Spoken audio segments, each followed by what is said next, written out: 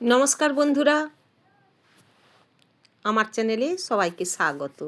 আজকে আমার ব্লগ দেখাবো। একটা 30 বছর পর আমি একটা জায়গা যাচ্ছি। এখন বলবো না জায়গাটা কোথায়, আমি বলবো না।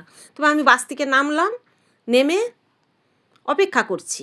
অপেক্ষা করার পর আমার বোন মোটর সাইকেলে নিয়ে চলে, যে মোটর সাইকেলটা প্রথম দেখানো গেল ওটা আমার বোন ঘরে থাকতে থাকতে এই চিনতেই পাচ্ছেন এটা কোনখানের জায়গা। এইটা হচ্ছে সুলতাননগরের বাস স্টপেজ। সুলতাননগরের বাস স্টপেজে আমি নেমে অপেক্ষা করছি।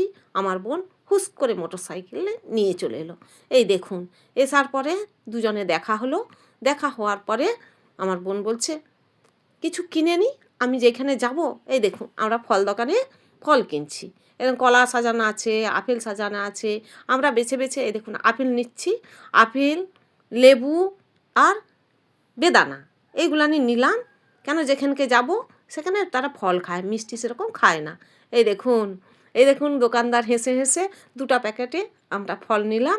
ফলটা এক্ষুনি দেখাবো আমরা কী কী নিলাম। আমরা নিয়েছি, কলা নিয়েছি, মুসাম্বি লেবু নিয়েছি, আর আপেল নিয়েছি।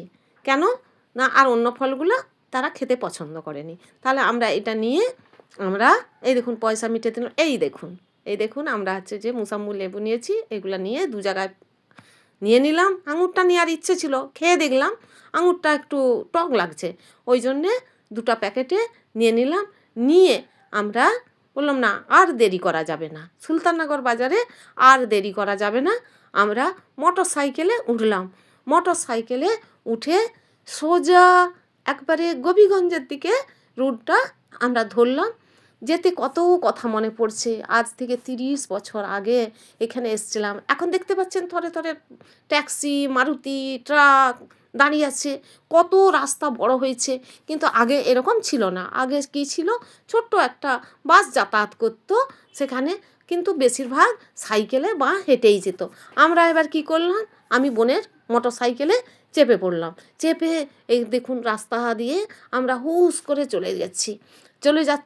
যেতে যেতে মনে পড়ছে ছোট্টবেলা আমার যখন মায়ের হাত ধরে আসতাম, মা তখন হাঁটি হাঁটিই নিয়ে আসতো।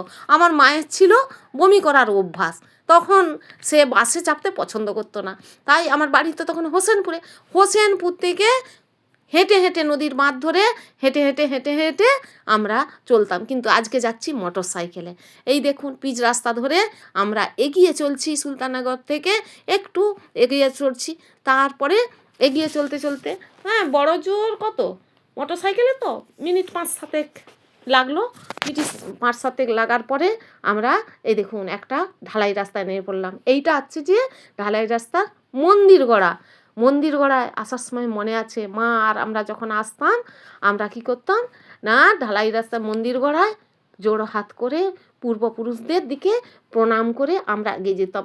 এই যে বাড়িগুলো দেখছেন, এই বাড়িগুলো কিন্তু তখন ছিল না। এখন সব বড় বড় পাকা বাড়ি, সব কত কিছু হয়েছে, কিন্তু তখন এরকম ছিল না। আমরা চলছি ঢালাই রাস্তা, যে এই দেখুন একটা রাজপ্রাসাদের সামনে আমরা থামবো। আমরা রাজপ্রাসাদের সামনে থামবো, থেমে পড়লাম একটা মন্দির। এই দেখুন আমরা পৌঁছে গেছি যেখানে। এই হচ্ছে আমার ছোট মামি।